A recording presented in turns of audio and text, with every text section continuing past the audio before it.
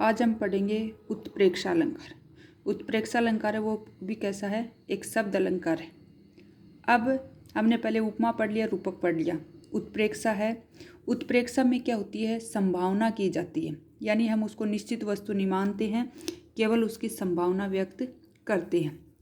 जैसे जब एक वस्तु, वो वस्तु क्या होती है, उपमेय भी हो सकती है, प्रस्तुत यानी सामने हो, उसमें दूसरी वस्तु यानी उपमान या अप्रस्तुत की संभावना की जाए, यानी जो वस्तु हमारे सामने नहीं है और एक वस्तु जो हमारे सामने है, हमारे सामने वाली वस्तु से जो अभी हमारे सामने नहीं है उसकी संभावना अगर की जाती है तो उसमें उत्प्रेक्षा अलंकार होता है। इसकी दूसरी परिभाषा हो सकती है, उपमेय में उपमान की संभावना की जाए। दूसरी, प्रस्तुत में अप्रस्तुत की संभावना की जाए, उसे क्या कहेंगे, उत्प्रेक्षा अलंकार कहेंगे। जैसे इसमें है, उदाहरण है। अब देखो, हमने उपमा भी पढ़ लिया, रूपक भी पढ़ लिया और उत्प्रेक्षा, इन तीनों को हम एक उदाहरण के द्वारा समझते।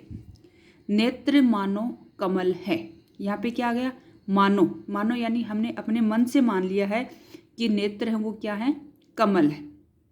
उपमा अलंकार में हम इसको कैसे लिखेंगे, इसी लाइन को, नेत्र है वो कमल के समान है। ये उपमा हो गया, क्योंकि इसमें दोनों वस्तुओं को समीप रख के दोनों को एक जैसा बताया जाता है। और इसमें नेत्र को क्या माना है, कमल।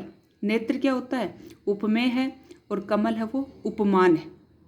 तो नेत्र क्या हो गया, उपमेय, और कमल है वो क्या हो गया, उपमान। तो यहाँ पे उपमेय में उपमान की संभावना व्यक्त की गई है। अब रूपक में अगर यही लाइन होती तो हम क्या लिखते, नेत्र कमल, यानी कमल रूपी नेत्र।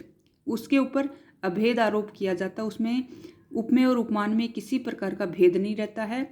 उपमा में दोनों वस्तुओं को पास रखकर उनमें समानता व्यक्त की जाती है, और उत्प्रेक्षा में उपमेय में उपमान की संभावना की जाती है, या जो वस्तु हमारे सामने है उसके द्वारा हम अप्रस्तुत की संभावना व्यक्त करते हैं, वहाँ पर उत्प्रेक्षा अलंकार होता है।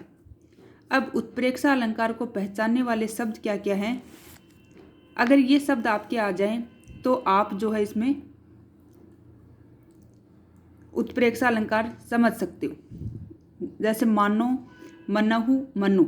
अगर मैं से अगर ये तीनों शब्द आते हैं तो भी उत्प्रेक्षा होगा।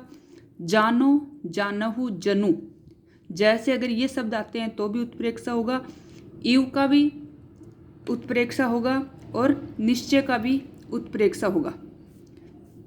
ज्यों, प्राय, बहुधा, खलु आदि अगर शब्द होंगे तो भी क्या होगा, उत्प्रेक्षा अलंकार होगा। जैसे हम इस उदाहरण को देखते हैं, सोहत ओडे पीत पट, श्याम सलोने गात, मनो नीलमणि सेल पर आतप पर्यो प्रभात। देखो, मनो आ गया, मनु भी आ सकता है, मनहु भी आ सकता है। इनमें से अगर कोई सा भी शब्द आता है तो वहाँ पर उत्प्रेक्षा अलंकार होता है। इसको हम उदाहरण के द्वारा समझते हैं। जैसे सोहत यानी शोभायमान हो रहा है, ओडे यानी ओढ़कर, पीत यानी पीला, पट यानी वस्त्र। पीला वस्त्र ओढ़कर वह शोभायमान हो रहा है। श्याम सलोने, श्याम यानी श्याम, काले, सलोने यानी सुंदर, गात यानी शरीर पर। सुंदर श्याम सलोने शरीर पर, उसको देखकर कैसा लग रहा है, मनो नीलमणि शैल पर। नीलमणि यानी नीले रंग की मणि वाले, शैल यानी पर्वत पर, आतप पर्यो प्रभात। प्रभात यानी सूर्य का जो ताप है वो मानो पड़ रहा हो, वो जैसे चमकता है वैसे ही पीले वस्त्र पहने हुए श्री कृष्ण लग रहे। अब इसी तरह दूसरा उदाहरण देखो, अंबर में तारो मानो मोती अनगिनित हैं। तो यहाँ पे देखो, मानो आ गया, यानी हमने उसको मान लिया है कि अंबर में यानी आकाश में तारे हैं वो मानो मोती अगणित, वो अनगिनित मोती हैं। अब उत्प्रेक्षा अलंकार के तीन भेद होते हैं, वस्तु उत्प्रेक्षा, हेतु उत्प्रेक्षा और फलोत्प्रेक्षा।